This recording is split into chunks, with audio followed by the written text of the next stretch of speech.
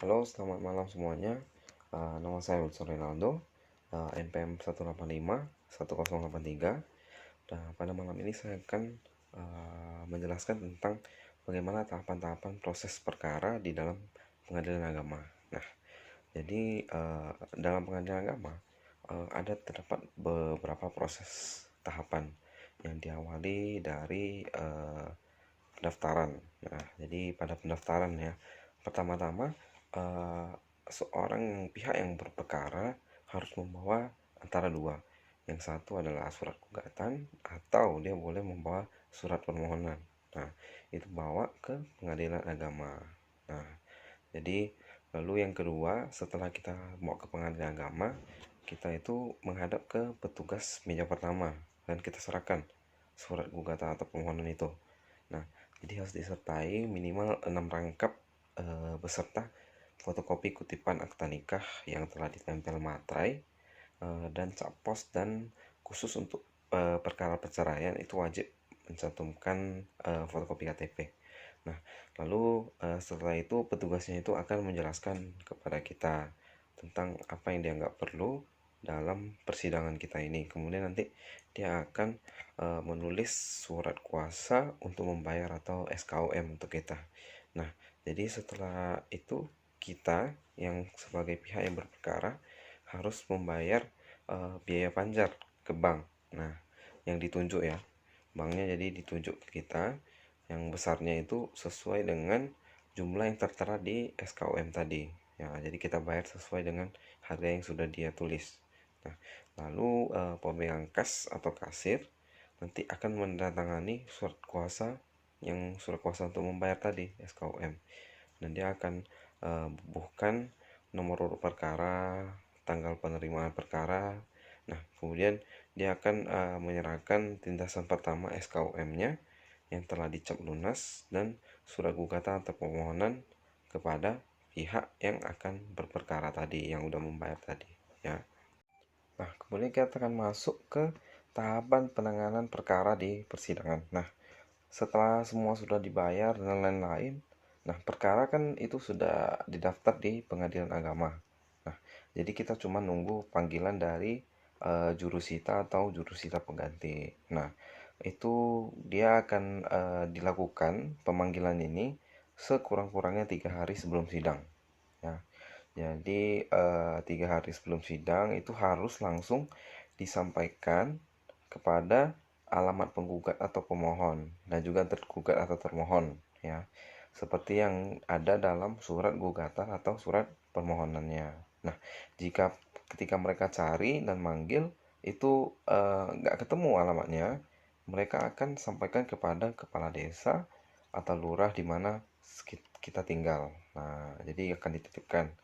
Lalu jika sudah dipanggil dan datang ke pengadilan agama, kita harus segera mendaftarkan diri di meja informasi yang tersedia. Nah, kita tinggal tunggu antrian sidang ya. Nah, para pihak yang nunggu akan nunggu giliran di suatu ruangan. Nah, jadi kita nunggu di sana untuk dipanggil ya.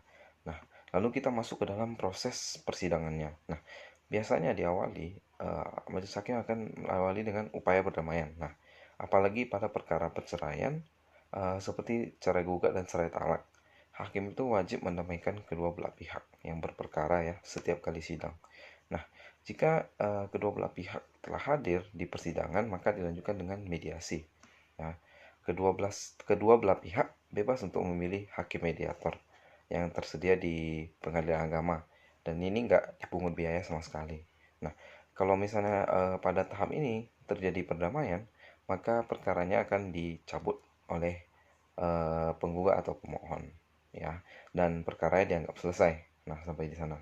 Nah, kalau misalnya dalam perdata pada umumnya setiap permulaan sidang sebelum pemeriksaan perkara ya, hakim itu wajib mengusahakan perdamaian antara pihak yang berperkara. Nah, kalau nggak damai maka dilanjutkan mediasi.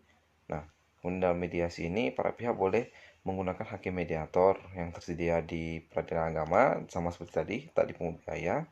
Nah, kalau misalnya mereka tidak mau, maka mereka boleh menggunakan mediator dari luar yang sudah punya sertifikat. Nah, Tapi ini biayanya ditanggung oleh kedua belah pihak ya. Jadi bukan ditanggung oleh pengadilan. Nah, apabila udah damai, maka akan dibuatkan akta perdamaian. Akta perdamaian ini berkekuatan hukum yang sama dengan putusan hakim. Nah, jadi itu dapat dieksekusi tapi tidak bisa diminta banding, kasasi ataupun peninjauan kembali. Nah, apabila tidak damai dalam mediasi, eh, baik perkara perceraian atau perkara data umum, maka proses pemeriksaan perkara akan kita lanjutkan. Nah, tahap selanjutnya itu adalah pembacaan surat gugatan. Nah, biasanya jika perkara perceraian, sebelum gugatan dibaca, hakim harus menyatakan sidang tertutup untuk umum. Nah, sedangkan kalau perkara perdata itu sidangnya terbuka, jadi tidak masalah ya. Jadi surat gugatan yang diajukan ke pengadilan itu akan dibaca oleh penggugat sendiri atau salah satu majelis hakim. Nah, biasanya itu lebih ke penggugat sendiri ya. Nah, sebelum diberikan kesempatan oleh majelis hakim untuk si tergugat kan harus memberikan tanggapan atau jawabannya. Nah, sebelum itu pihak penggugat punya hak untuk mengubah, mencabut atau mempertahankan isi gugatannya itu. Nah, biasanya mungkin hakim akan tanyakan biasanya ya, apabila penggugat menyatakan tetap nggak ada perubahan dan tak ada tambahan di dalam gugatan itu, maka persidangan lanjut ke tahap selanjutnya. Nah, selanjutnya adalah jawaban dari tergugat ya. Setelah gugatan dibacakan, tergugat kan diberi kesempatan untuk mengajukan jawaban ya. Baik mau hari itu langsung atau pada sidang berikutnya yang biasanya dilakukan seminggu setelahnya ya. Jadi jawaban tergugat boleh dilakukan secara tertulis atau lisan. Nah, biasanya kalau lisan itu kan di hari itu aja. Kalau tertulis biasanya akan di sidang berikutnya. Nah, pada tahapan jawaban ini tergugat boleh juga lanjutkan eksepsi ya atau rekopensi. Nah, jadi pihak tergugat nggak perlu membayar panjar biaya perkara kalau misalnya diajukan ya. Selanjutnya kita lanjut ke replik dari penggugat ya. Nah, setelah tergugat menyampaikan jawabannya, kemudian si penggugat akan diberi kesempatan untuk menanggapi lagi sesuai dengan pendapat dari penggugat tadi atau jawaban dari penggugat. Nah, pada tahap ini mungkin penggugat akan tetap mempertahankan gugatannya dan bisa pula merubah sikap, mungkin membenarkan jawaban atau bantahan tergugat ya. Namun biasanya pasti dia akan tetap di gugatannya ya. Lalu selanjutnya kita akan ke duplik ya. Jadi ada mungkin sekitar dua kali ya. Jadi dari penggugat ke tergugat, penggugat ke tergugat lagi ya. Jadi duplik. Setelah penggugat menyampaikan replik, kemudian tergugat akan diberi kesempatan untuk menanggapi lagi ya, seperti yang saya bilang tadi. Nah, dalam tahap ini dapat diulangi sampai ada titik temu antara penggugat dengan tergugat ya. Apabila eh, proses jawab menjawabnya udah dianggap cukup oleh hakim ya, masih masih ada hal-hal yang perlu disepakati oleh kedua belah pihak, maka hal ini kan dilanjutkan ke acara pembuktian. Nah, jadi kita ke acara pembuktian. Nah, pada tahap ini penggugat dan tergugat diberi kesempatan yang sama untuk mengajukan bukti-bukti ya, baik bukti surat maupun saksi-saksi, dan secara bergantian diatur oleh hakim. Jadi bukti-bukti dan saksi-saksi ini yang akan memperkuat dari pendapat-pendapat mereka ya. Nah, selanjutnya kita lanjut ke kesimpulan dari para pihak ya setelah pembuktian. Nah, pada tahap ini penggugat maupun tergugat diberi kesempatan yang sama untuk mengajukan pendapat akhir ya dari mereka lah masing-masing ya, dari kesimpulan dari hasil pemeriksaan sidang yang berlangsung. Nah, kesimpulan ini disampaikan bisa berupa lisan, dapat pula berupa tertulis ya. Jadi yang terakhir kita akan ke musyawarah majelis hakim ya untuk menentukan.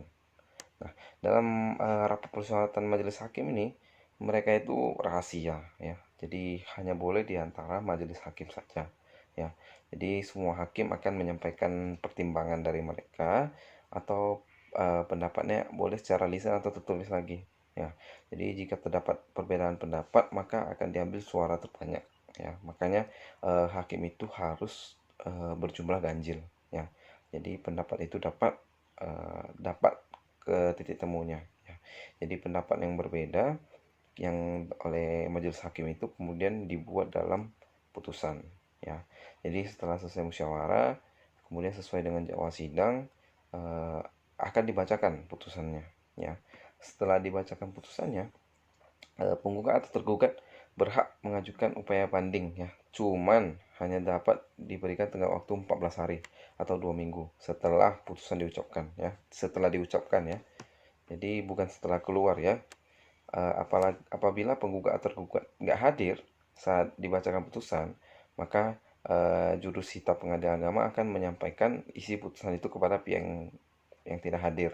Nah, jadi putusan itu baru berkekuatan hukum tetap setelah 12 hari putusan itu diterima oleh yang nggak hadir itu. Jadi masih adil ya. Jadi bukan eh, tepat-tepat 2 minggu setelah sidang itu atau pembacaan putusan itu di persidangan, tapi sejak kita terima.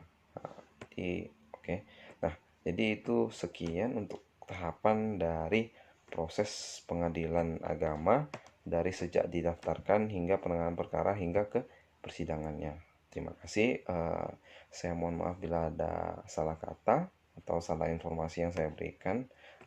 Terima kasih dan selamat malam.